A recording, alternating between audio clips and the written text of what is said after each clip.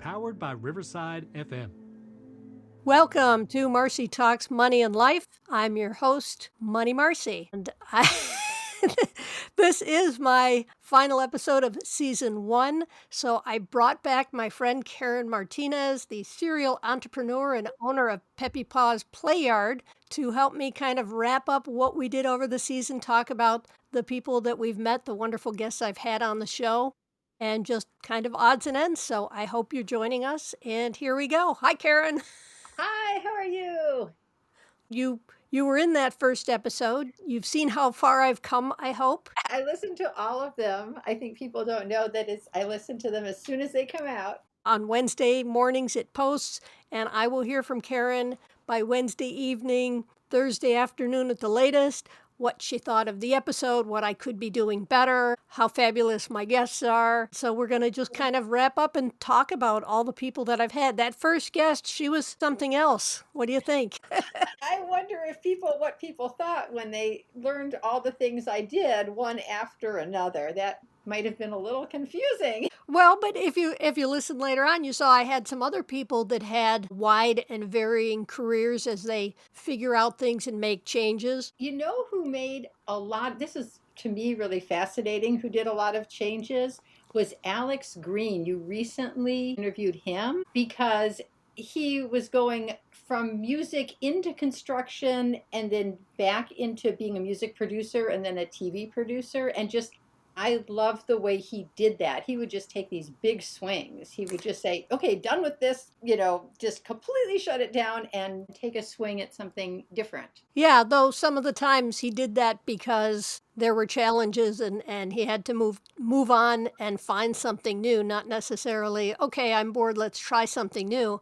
Whereas you get someone like Donnie, and he got the business degree, became IT, transitioned to real estate, then became a financial consultant and wrote some books, really just saying, okay, this is good. I've learned what I need to know, and I'm ready to move on and change and see what other opportunities there are out there. And then you've got Michael, who said, okay, well, it's time to retire and follow my passion of rice pudding. I think it's fabulous that these people were willing to share their stories with me. For some of them, they've had a lot of experience and they have podcasts, and I've guested on podcasts before. And for some of them, this was the first time that they were doing it, and they were willing to really come on and talk about things. I've gotten a lot of good feedback that it makes people evaluate their own situation differently. Mm-hmm. In season 2, I'm hoping to continue to grow my followers and find interesting guests. I'm hoping I can pick up some sponsorship rather than using standard advertisement, which I'm grateful for.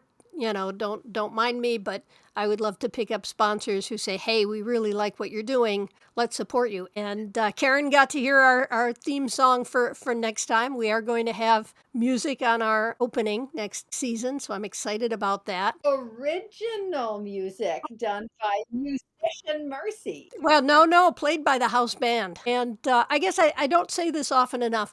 What I'm here for is to give educational information. I am not giving financial advice. I am not telling you what is right for you. I'm trying to help expose you to more financial opportunities, to consider more financial information so that you can find the right opportunities for you, so that you can talk to the financial professionals who know who you are and what you're doing and reach for whatever your goals are financially and in life. So let's go back to this. Yeah, you with your varied businesses, and now, well, I guess we're in the summer, so you're probably not as busy as you would be, but you're able to schedule better now that you're not dealing with, well, unfortunately, your father's health issues as you were last time. Yeah, actually, now we did take time off. For people that don't know, I have a private doggy playground. My daughter and I run it, and we live in Arizona, and it's outdoors. But now that we've come back from our summer trips, we do have people that are coming. I'm really happy with the number of people who are coming out in the heat. I think that their dogs all wanted to play. So actually, it's going pretty well, and we're getting ready to do more things in the fall that are promotional, like be part of festivals and have booths and things like that to tell people more about it. So it's a good time to plan for the future, but we got dogs.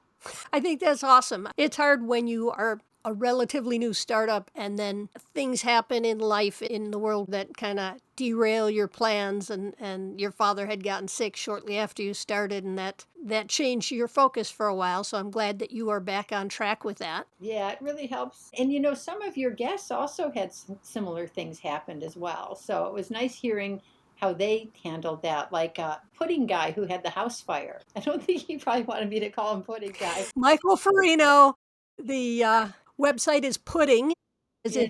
in pudding that you eat, on the rice, and they do the various flavors of rice pudding. It was a nice group that I had, because I had the entrepreneurs and the people with various stories of their own things, and then I had the financial experts or people bringing financial information like Keith and Paula and Caryn, who brought interesting information that hopefully gives people resources of things that are available.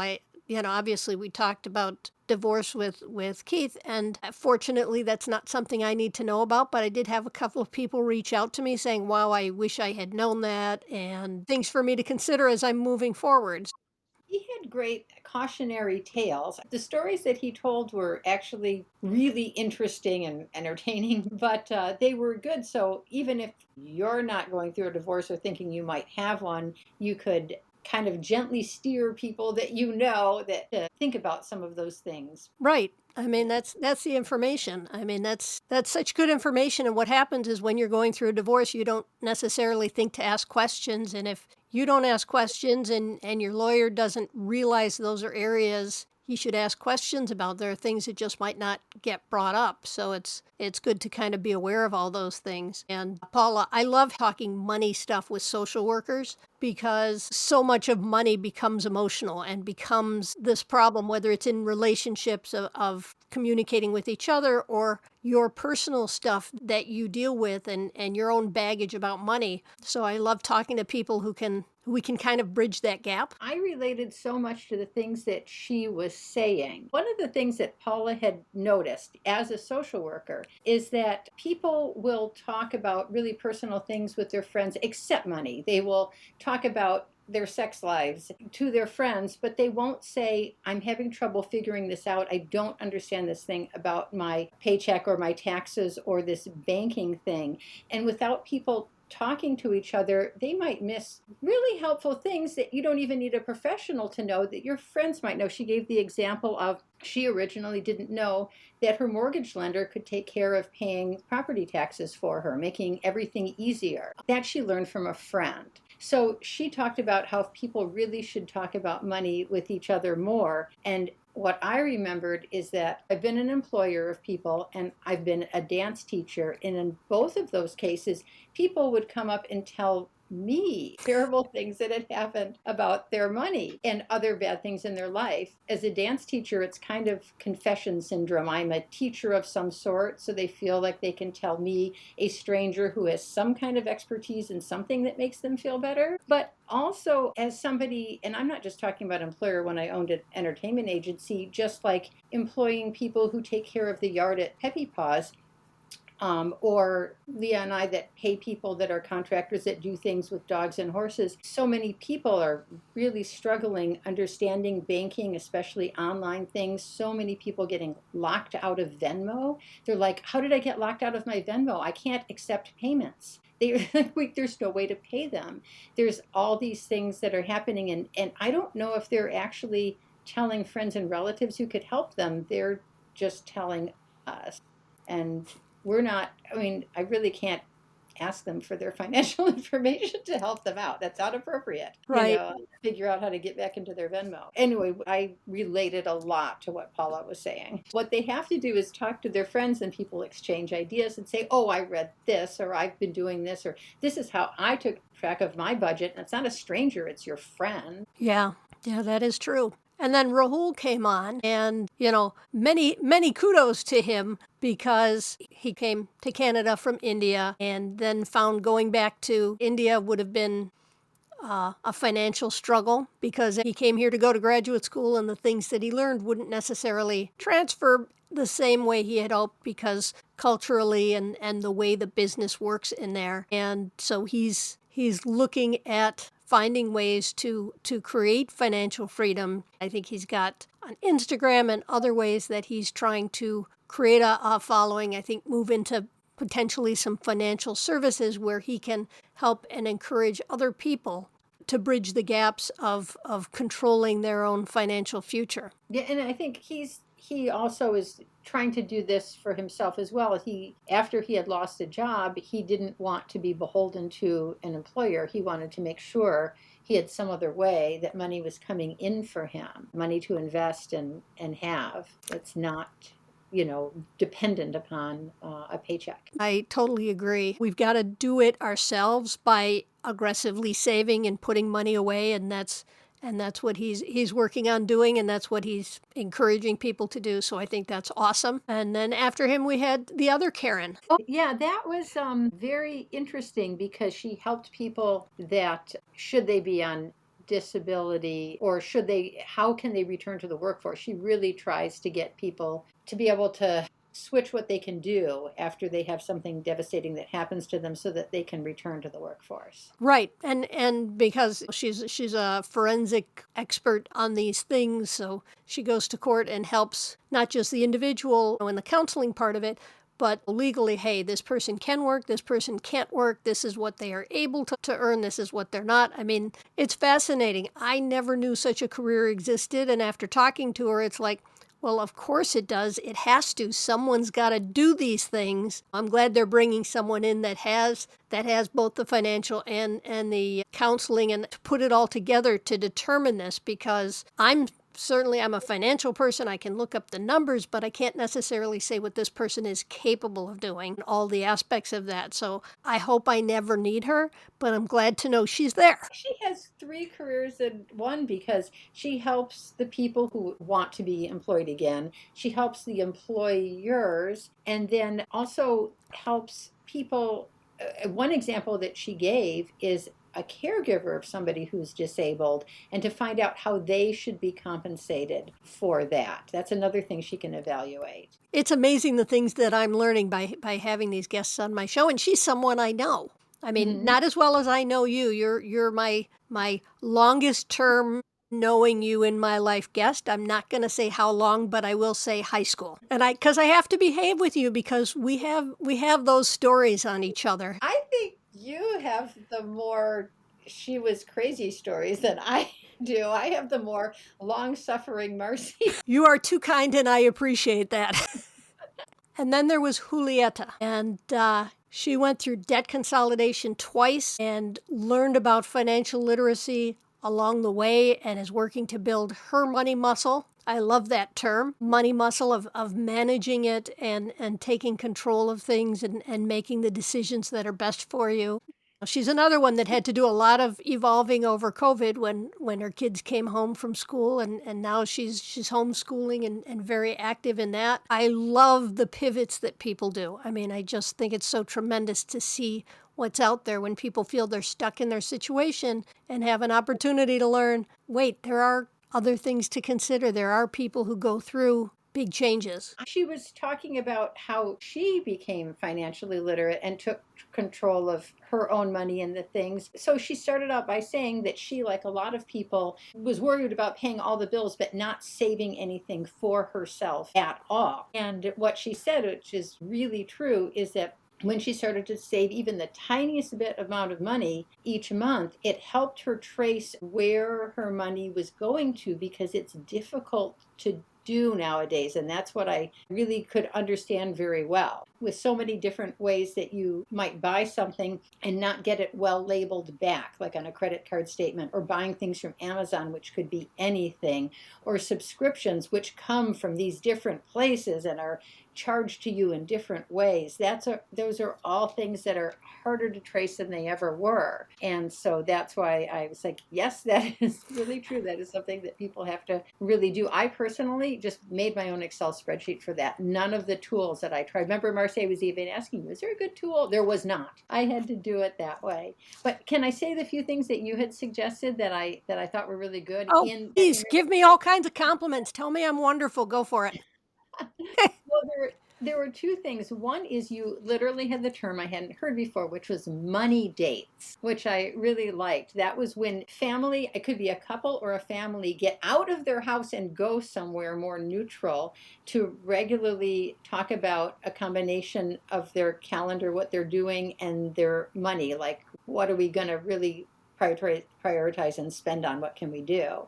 And I thought that was really neat. Money date just seems like a low pressure way for people to talk about things that should be like, let's plan in advance for this and do it. So I liked that idea a lot. Also, this is something that I always thought was a really neat idea, but nobody liked this idea until you said it. So you liked it too, like literally having multiple bank accounts for different things that you'd say, this is the money that I've set aside for here, here, and here, not just on paper, but in actual separate bank accounts. For all I know, even separate banks. I don't care, but I'm like, yes, this is what I always thought made sense. And I'm glad a actual accountant says it makes sense too. Okay, I can take it.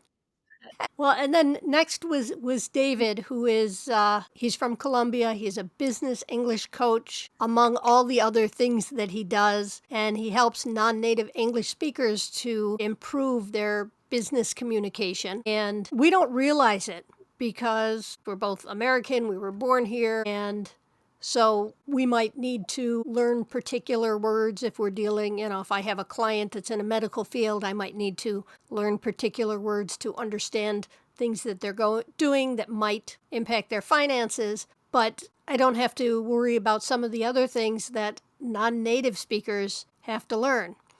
And business communications, we're in a worldwide economy now, whether we want to believe it or not. The accounting profession, there's more worldwide kind of designations and financial reporting requirements for these businesses that cross country lines and whatever else. It's so important to be able to communicate well in the language that you're communicating with. I'm fortunate or spoiled that English is a common business language that is used in many places. To be having to communicate in your non-native tongue for business transactions, business meetings, all the things that it just blows my mind. We don't think of it as being specialized, but it really is. Anybody that is born in America and speaks English as a first language and goes into business or business school doesn't think they're speaking quote unquote business English, but they really are, because it's a whole set of words and vocabulary and ways that you might speak to coworkers and bosses that is different. Actually have to learn how people talk in an office. It's not just that. I mean, the enunciation, you can know the words, but you have to pronounce them in a way that the other person understands them. You've got to learn the language, and you've got to learn the enunciation and the grammar. And he also does stuff with social media and helping people to maximize what they do and how they reach out in social media. What he does is so important in today's world, today's economy, and all of these things. So I was thrilled to have him. David also had some advice that didn't have to do with the English language, but I thought is really, really important for people to avoid wasting their money in scams. He warned people not to listen to quote unquote experts who haven't actually done the thing that they're teaching.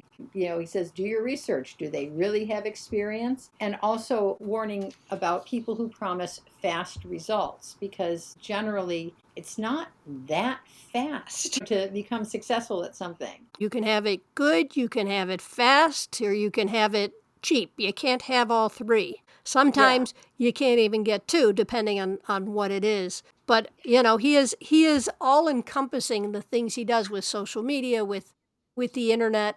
And he's the one who gave me one of my new favorite terms. I don't know that he created it, but green flags, because we always talk about red flags. Oh, don't do that. There's a red flag. He said green flag, and that's so important to recognize when something is good.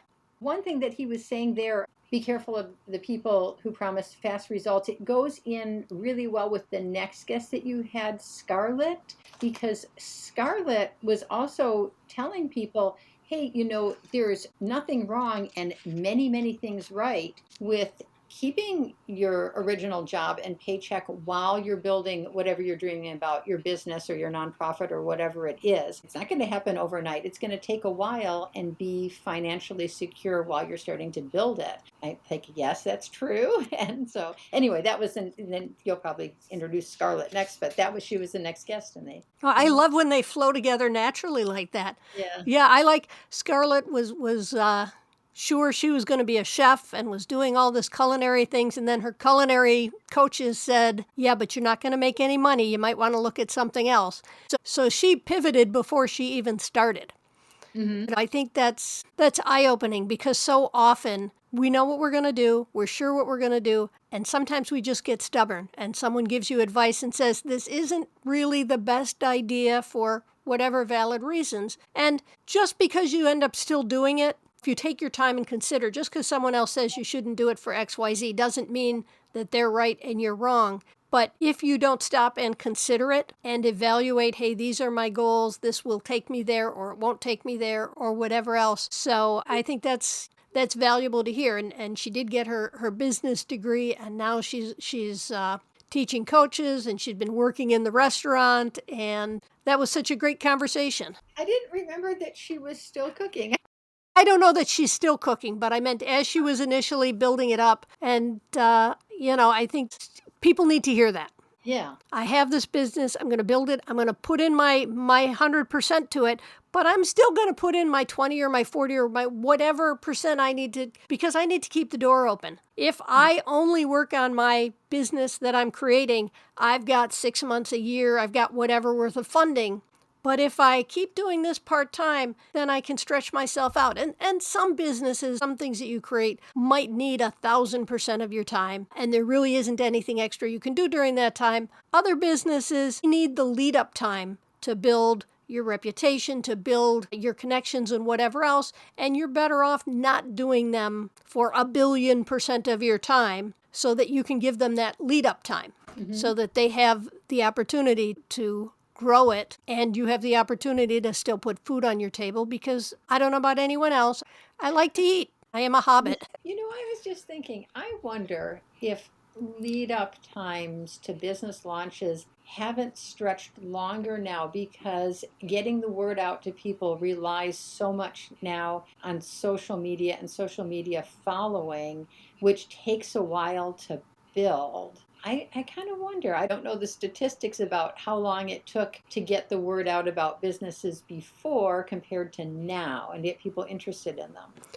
Well, I think social media makes it easier whether you have a following or not, because before, how did you start a business? On social, you can literally pay for ads to be in front of people, but it's not the same thing as knowing that everybody's reading that same newspaper. So if you put an ad in that newspaper or someplace where they're looking up in the yellow pages, everybody's looking there. Does it take longer to get traction where people know your name now than it did before? I don't know. And as an accountant, I built my business from word of mouth. People met me, they liked me, they would talk to their friend, and it was all local and spread out local. As a financial literacy educator, I have spoken on podcasts across the world. I have taught classes via Zoom across the country. For what you're doing there, social does make it easier.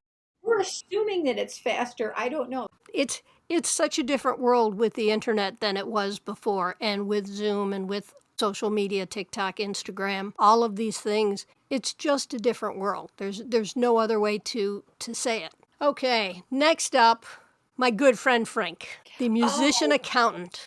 He set his sights. This is what I'm going to do.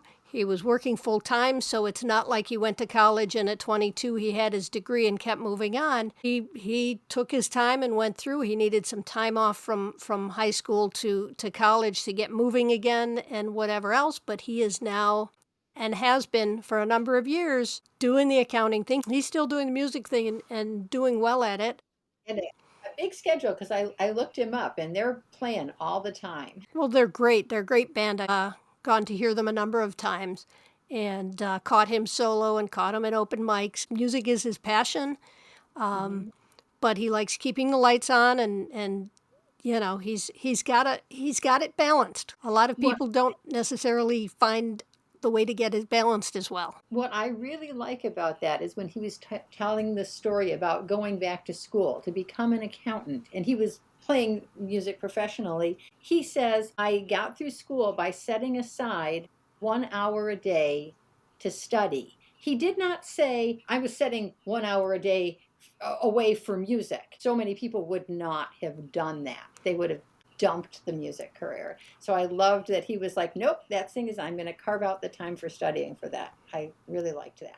There were times he needed more than an hour, and he made sure that time happened, but even if he didn't have anything, he would spend an hour to review his notes, to reread a chapter, to do whatever so that he stayed on top of it. 7 days a week. He said every day he'd carve out at least that much time. How many people don't do that one thing every day toward the goal? Can I tell you some wisdom from my father that helped me in college a lot? So maybe people in college, whether first time or going back, will like that. He said every single day, go through the notes that you've taken in class, even if you're just reading through the notes. But then I also did the extra step that he had recommended. You might need to rewrite them or to make something clear about them, and then just do that every single day. By the time you get to the end of the class, when you need to either take an exam, or in many of the classes that I took, put things together into a research paper, you're so much further ahead because you've reviewed all the notes every single day. We went to college together, and I was on the dean's list, so it must have worked. Well, my problem is I can't read my writing, so I can take the notes, but I can't read them afterwards. I would type them up because, 3 months later, you're not going to know what you scrawled. So I would just... Yeah, but they've done studies that when you write it by hand versus when you type it, it stays in your mind more. So even though I couldn't read my writing, just the act of putting it down, and I wasn't just writing chicken scratch, that was actually words in there.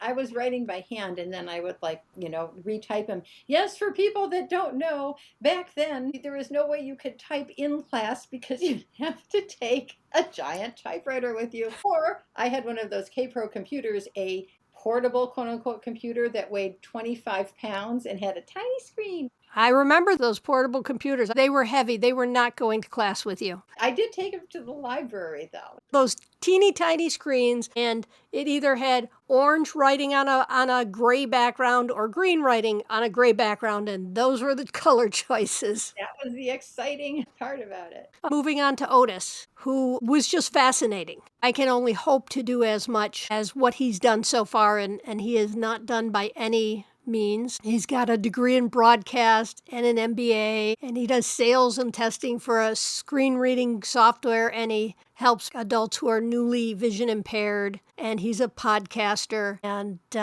just fascinating. I see, if I could have had you and him and Frank, then my theme song would have been Stepped Up from my house band. Well, some of the things Otis, if people don't remember, has always been blind, correct? I believe so.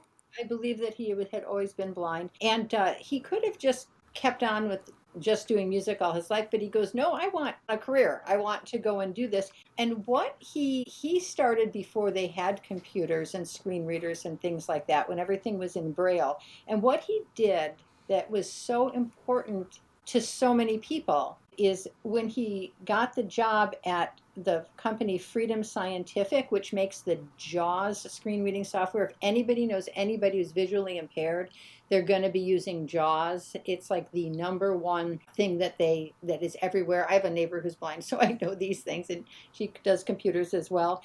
But the thing is that he was in testing for that, testing all of that to improve that product, because that product has made people's entire lives and careers so much better. And I've seen it in person. That was a really important thing that he did, like for everybody. What I wanted to know, though, do you know, is he still doing that? I thought that he was now helping people who are newly blind to know how to use all of the tools. Does he do that as an independent consultant, or is he working for a company? I believe it was with the state or the county or something like that. Yeah. Cool. I would have to pull up my show notes to know for sure. So Otis, please don't come after me if I got that wrong. Then from Otis, we went to Kathy James, who... Oh, yeah. can't wait for her project to actually go live because I think it's so cool. The project is called Catapult U, and it is a learning platform for people to learn things about pretty much everything. She wants to make learning and education accessible because of the challenges she faced when she was a young mother trying to educate herself better and how she found the resources for that. And so she is turning that around. She is, again, one of those people who reinvented herself and talked about her resilience and has moved forward and created many wonderful things out of all of her life lessons. What I think is neat about the Catapult U is she wants it to be both free for the people creating the courses and the people taking the courses. So that is a unique sort of thing. I think that's so great. Yeah, my understanding is she wants it to be free for people taking it through organizations like churches and that, but she also wants to have paid content available for other people who want. It's not like eventually everything is free for everyone. There will be a lot of available, accessible content for people to get them started, to get them learning. She is very passionate. This is her mission, and she's making great things happen for a lot of people out there. And then Christine, my HR professional. I adore Christine and the information she has because HR is this resource that is not always as well managed as it could be. It's not as supportive of the organization. It's not as supportive of the employees because people don't know how to have those conversations. They don't know how to bridge the gaps, figure out what employees want. You know, employers know that they want to get the most results, and employees want to earn, good money and have the benefits they need and whatever else. And she does such important work helping them bridge that gap and working with them from both sides to get that to happen. I only have one big giant note about her, and it says in big letters, HR is your friend. She's trying to tell everybody, HR is your friend. Please go see HR. Well, yeah, I mean, the problem is companies are like HR. They're going to make me do things for my employees, and employees are like HR. I'm probably in trouble. And it's not that way from either side. So the stuff she is doing to get them connected, to get them past that, her new organization, Lighthouse Engagement Advisors, that works with organizations to figure out the best way for them to use their HR departments. It's wonderful stuff to put out there. And she's such an engaging speaker. It was a gift to have her on the show. And then Michael. I especially related to part of his story because he was in event planning. I used to be an entertainment agent, and part of that was either working with event planners or partially doing event planning. So I know what he was. And he was one person that he was doing that while he was fully employed. He was taking that advice to have that steady paycheck while he was working on the other thing. That was before he became the pudding guy. Yes, the event planning. Well, part of the event planning was his job because that was what he did so he wasn't an attorney, but he works in attorneys' offices and doing a lot of the various things. If you've had a large company of any kind, whether it's attorneys or whatever, they plan events, whether it's speakers in education or things for their employees or things for their clients. So there's a lot of planning that goes into keeping those organizations fully engaged with those around them. And what a unique idea, rice pudding that is themed after Broadway plays. I love it. Uh-huh. Yeah, I like that he goes, you know what? I'm getting out in life. I better do this now. So many times people are like, oh, I wish I had. And he said, you know what? It's time. So I think it's great. I do have to taste that pudding. I've been delinquent in that, and I apologize, Michael, if you're listening to this. I will get an order in there. And then Jenna, we had so much fun. She has such an amazing energy. I've also gotten the opportunity to guest on her podcast. And so she's an educator, leadership development, career readiness. And she shared so openly her challenges they were high earners, and yet they also had a lot of debt. And they made the changes to bring it down and show that they could live debt free, and then said, okay, well, that's good to know we can do this. Now we can make the choices of managing our money and managing how we want to live and what are the choices we want to make. Because that's all I tell anybody is you've got to find out what's right for you. You've got to get enough education, enough understanding of how money works so that you can decide this is something that I'm going to go into debt for. This is something I don't want to go into debt for. This is where I want to save. This is where I want to let things go. That was fantastic. Any notes? Because you just mentioned it, the fact that I guess it's the cautionary tale for people that are making a lot of money or have just gotten a job that pays them a lot of money, particularly if it's a contract job, that you can still be making a lot of money and end up feeling like you're living paycheck to paycheck if things are getting away from you. Expenses, I think it was her that was surprise taxes. Her husband was paid 1099, so they hadn't really thought in terms of, if he's getting a 1099 and not a W-2, they're not withholding taxes. We're going to have to pay all of that when we do our taxes. And she realized that's not something that the company's going to tell me. That's something I've got to figure out. She was also talking about how they would keep traveling and not really thinking about how all of that spending was adding up as well. Again, you can be making a lot of money, but then you haven't set anything aside to, like, for example, invest. If you're high earning, you'd be able to invest in things or save in things. That was a good cautionary tale for people who are making a lot of money. Absolutely. And then there's Donnie Mangos, who is the author of Replace Your Salary with Real Estate and Get Wealthed Up. And he did a lot of transitions and is now part of a money management team. I like that he's getting his kids involved and his friends are coming to him saying, okay, how do we set up for our kids to figure out how to make all this work? He had set up this thing where his daughter was actually borrowing from herself to invest in something. I don't know all the vehicles that he used to make this work, but if you think of when you're making these expenses, instead of taking a loan for it, you borrow it against your investments or you take it out from your investments, but you know you owe it back. Mm-hmm. That gives you so much more control and an awareness in your mindset because, hey, that was my money, I want it back. However it's structured, whether it's a loan that you're borrowing against it or you're borrowing it from that pot, owing it back to yourself is huge. And I think a lot of people would be in a much better financial situation if they thought of that at the beginning. Okay, this is my money. How am I going to pay it back? And Alex Green, Mr. Green stuff, you mentioned him earlier. Yeah, if I remember this, he went back and forth between doing things that he says, well, I have to do this because this is the way I'm supporting myself and my son, but then this is the thing I'd want to pivot to for a better future. I loved this. This was the power of doing a good job and having people spread the word. He started this, it was a swing to start the insulation business because he started with like nothing. If I remember correctly, they were homeless, I think, at the time. He was homeless. He had his son staying with, I think, his sister. Yeah. And he said, I have these skills. He got the first job, fortunately, in a rather exclusive neighborhood, starts working on this, and the man for whom he was working told all the neighbors, this guy's doing this great job.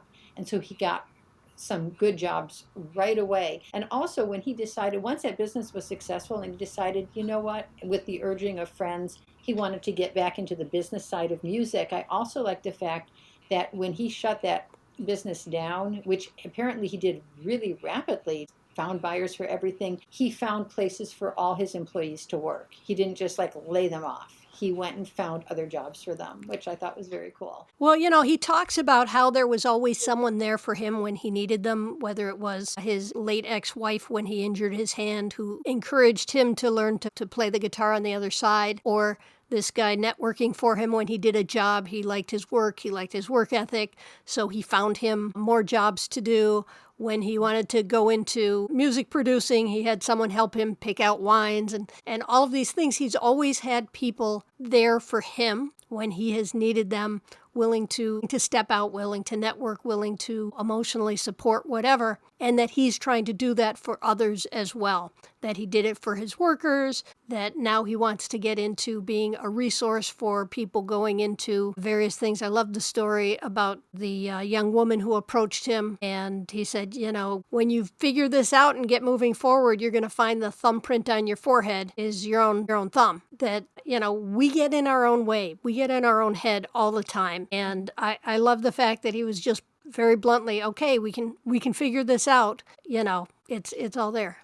Is he being a career consultant now? I couldn't remember what he's doing now. I think it's a lot of different things, not necessarily a career consultant. I think more like a coach kind of thing, helping people learn how to network, helping them learn how to finance bigger projects, the skills that he did, networking, all of those kind of things. So, it's so fascinating to hear someone's evolution story. We look at someone like some of the younger guests that I had who are near the beginning of their careers, and then you look at someone like Mr. Greenstuff, who's been doing this for a few years, and they have different information, different resources, and it's great to get those varying perspectives. Yeah. I didn't have anything else to add to that one. Oh, I'm sorry. I don't want to talk so much that I don't get any comments from you. I don't want to use up all the words.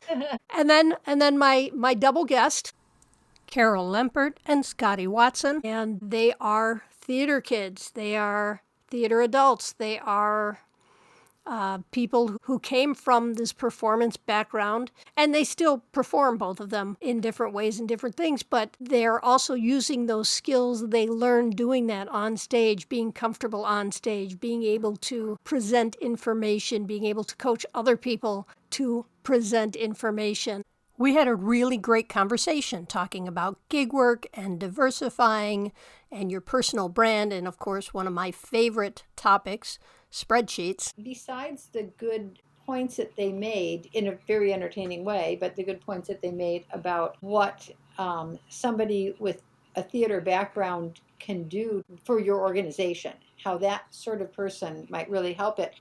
They also made the point in general about what unions and professional organizations can do for their members. And this isn't just entertainment. This would go across the board. I think people don't think to turn to professional organizations or their own unions as much as they do for help with a huge variety of stuff that had to do with making your career better and just making your life better, including help understanding financial things. So that was a good point that they made. Yeah, and a lot of us probably don't even realize all the professional organizations that we're in and that they offer things.